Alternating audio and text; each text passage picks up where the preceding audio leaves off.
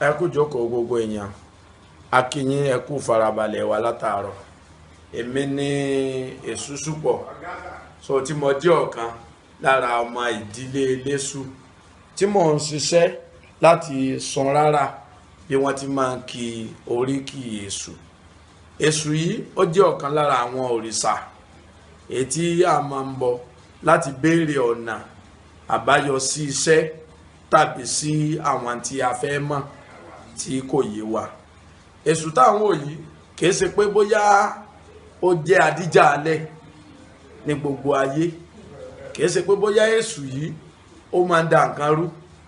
Èṣù tí àwa ń sọ̀rọ̀ rẹ̀ ó ní Èṣù tó jẹ́ wípé tí ó bá wà ó jẹ́ òrìṣà tí àwọn èèyàn máa ń bọ láti ṣe ìjọsìn fún nínú ìdílé tiwa.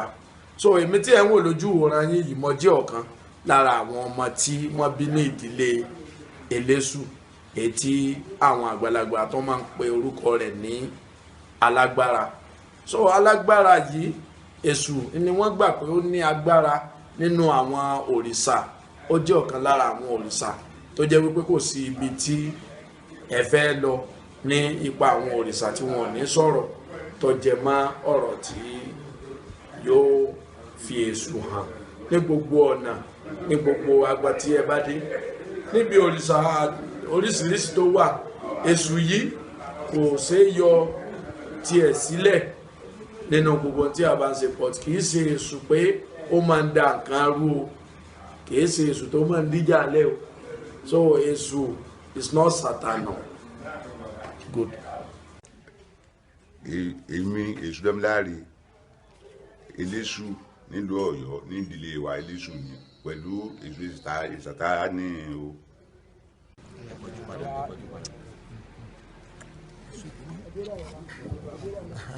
Èṣù kìí ṣe Sátánì, ọ̀tọ̀ lèṣù, ọ̀tọ̀ ní Sátánì o. Èṣù kìí ṣe èèyàn burúkú, òrìṣà àkúnlẹ̀bọ ni ní ilẹ̀ Yorùbá, kìí ṣe èèyàn burúkú, kìí ṣe gàgà ìránṣẹ́ Olódùmarè sí ni Èṣù jẹ́, kìí ṣe èèyàn burúkú o. Èṣù is not Satan. Èṣù is a Sátánì o. Èṣù is a Sátánì o.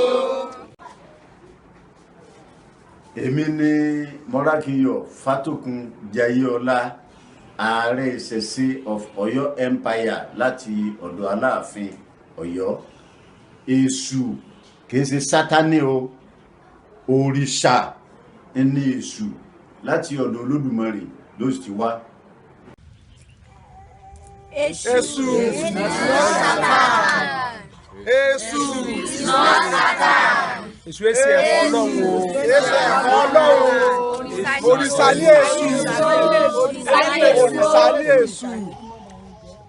Èṣù is not Satan because Èṣù coming from evil like all òrìṣà together. I, Adejare Adisa, I support, I'm the chairman of Asaorisa, traditional worshipper of Aláàfin Ọ̀yọ́. I support campaign that Èṣù is not Satan. Èṣù kì í ṣe ẹ̀kọ́ Ọlọ́run rárá. Òjíṣẹ́ Olódùmarè ni Èṣù jẹ́ fún gbogbo irúnmọlẹ̀ yòókù.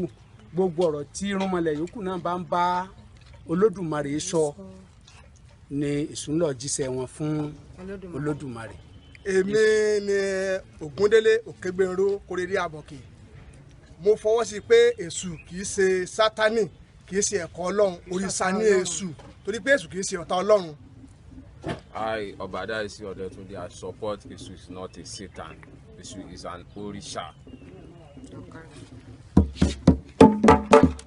Orúkọ mi ni Ayọ̀bùkọ́lá ọkọ Ayọ̀bùkọ́lá. Èṣù kìí ṣe àtakò fún Ọlọ́run, òrìṣà ni Èṣù jẹ́ nílẹ̀ Yorùbá.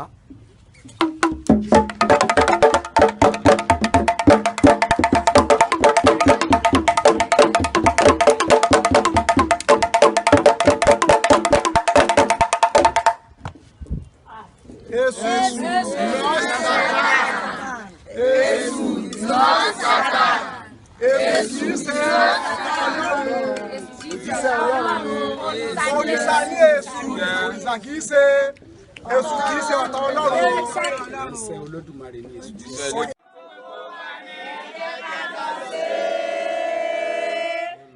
Èṣù kése Sátánì o. Èṣù kése Sátánì o. Èmi alàgbà. Èṣù kése Sátánì o. Èmi alàgbà Aláàfin. Èṣù kése Sátánì o. Èṣù kése Sátánì o. Èṣù kése Sátánì o. Èmi Adé Ọ̀ṣun Mákindé. Èṣù kése Sátánì o. Jagun Ṣàpọ̀nná. Abalúayé Èṣù kése Sátánì. Òrìṣà ni. Òrìṣà ni. Aláàfin.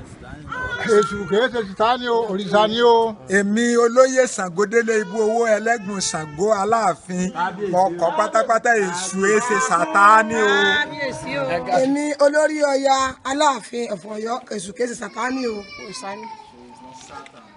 Aago ṣàtó gẹ́gẹ́ níyàwó Èṣù kìí ṣe Sátánì o. Èṣù kìí ṣe Sátánì o. Èṣù is not Satan. Èṣù is not Satan. Lábẹ́ ikú àbáyèyé Aláàfin kábíyèsí àwa ológun Aláàfin à ń sọ báyìí wípé Èṣù yìí ṣe Sátánì o. Èṣù yìí ṣe Sátánì o gbogbo wa. Èṣù kìí ṣe Sátánì o. A sì fi ń dá wa lójú wípé Èṣù yìí ṣe Sátán.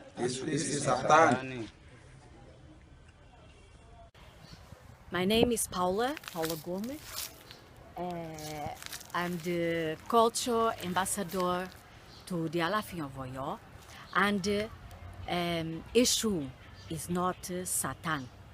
Èṣù is a creation of Olódùmarè or Elédùmarè. It's a divinity. Èṣù belongs to the Yoruba tradition. He has never betrayed Olódùmarè, and is different from the Christian tradition. The Christian tradition, they have an angel which is called Lucifer. Lucifer, if we go and see where this word is coming from, is from the Old Latin, which means luz means light, ifer means bright light. So Lucifer is a Latin word which means bright light. And in the olden days, they used to call the morning star to Venus, and that was the bright light. That the Christian tradition put it as an angel that betrayed the Christian God.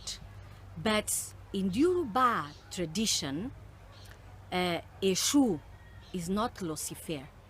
Èṣù is a Orisha, is a divinity which is an element of the nature. And this element of the nature is represented by one stone, which in Yoruba they call it Yangi stone. So all the beliefs in Yoruba, they are related to the nature. They are elements of the nature, different from the Christian tradition. In the Christian tradition, you don't have any element that you can define or as an element in the nature. For example, Lucifer is just an imagination. You cannot show what is Lucifer. It's just an imagination.